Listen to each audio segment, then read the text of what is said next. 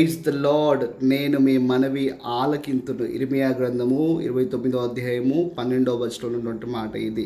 మన దేవుడు మన ప్రార్థనలు ఆలకించు దేవుడై ఉన్నాడు. మన ప్రార్థనలు అంగీకరించు దేవుడై ఉన్నాడు. మన ప్రార్థనలకు తగిన కాలమున జవాబు ఇచ్చేటువంటి దేవుడై ఉన్నాడు. మనం బైబిల్ గ్రంథం నుంచి పరిశీలన చేసినప్పుడు తమ భక్తులు ఆపదలో ఉన్నప్పుడు, ఆ ఆదరణ కొరకు ఎదురు చూసినప్పుడు, ఆయన వేడుకున్నప్పుడు ఆయన వారి జీవితంలో స్పందించి వారిని విడిపించినటువంటి విధానం, వారికి విడుదలిచ్చినటువంటి విధానం ఎంతో అమోఘం కదా. మరి ఈరోజు ఉదయకాల సమయం నీవు ఎటువంటి పరిస్థితిలో కూడా వెళ్తున్నా, ఎటువంటి స్థితిగతుల మధ్య నువ్వు చిక్కుకున్నా, నువ్వు ఏ స్థలంలో నుంచి ప్రార్థన చేసినా ఆయన వింటాడు.